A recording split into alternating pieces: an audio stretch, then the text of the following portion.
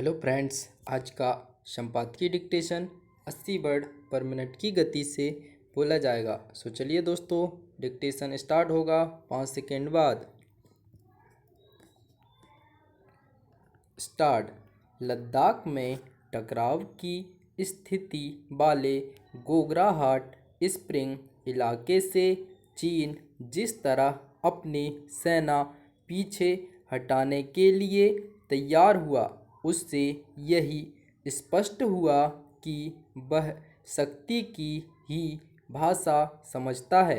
यदि भारत ने चीन के समक्ष और साथ ही विभिन्न अंतर्राष्ट्रीय मंचों पर बार बार दृढ़ता के साथ यह नहीं कहा होता कि जब तक सीमा पर टकराव वाले हालात बने रहते हैं तब तक उससे संबंध सामान्य नहीं हो सकते, तो शायद चीनी सेना अपने कदम पीछे खींचने के लिए विवश नहीं होती।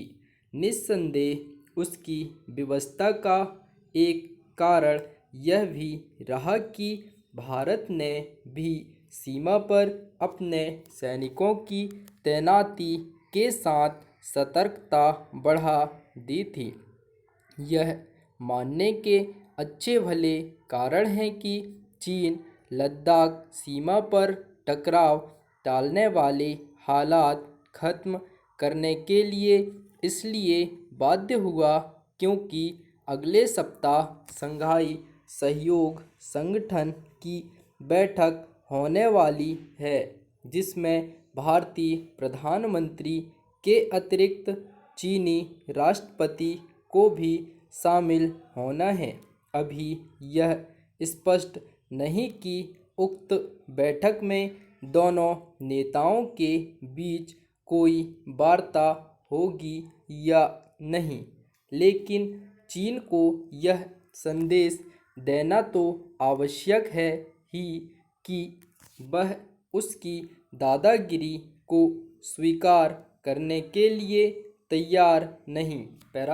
जून 2020 में गलवान घाटी की घटना के बाद चीन जिस तरह लंबे समय तक आक्रामक रवैया अपनाए रहा और सीमा विवाद को परे रखकर संबंधों को सामान्य बनाने की पैरवी करता रहा, वह उसकी चालबाजी के अलावा और कुछ नहीं था।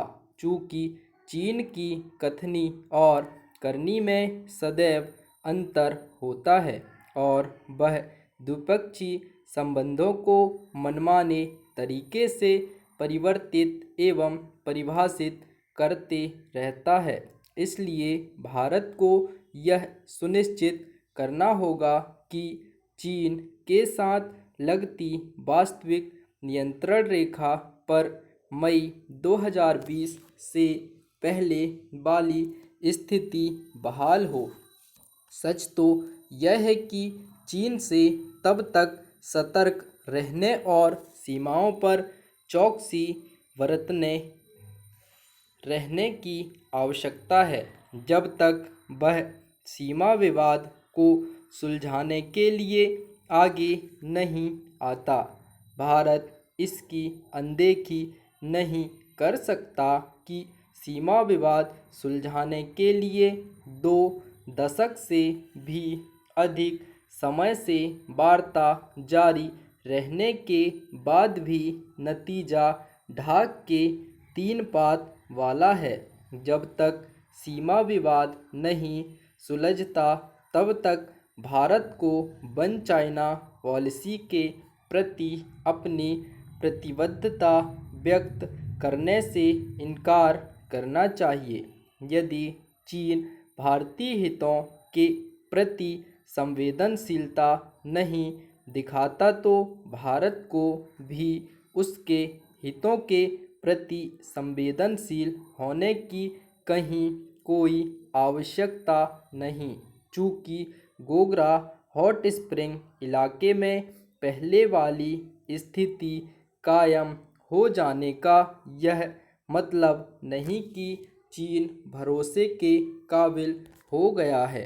इसलिए भारत को उस पर अपनी आर्थिक निर्भरता कम करने के प्रयास भी जारी रखने चाहिए। इसलिए और भी क्योंकि अभी तक वांछित परिणाम हासिल नहीं हो सके हैं। स्टॉप। दोस्तों, डिक्टेशन अच्छा लगे तो लाइक, शेयर और सब्सक्राइब अवश्य करें। धन्यवाद।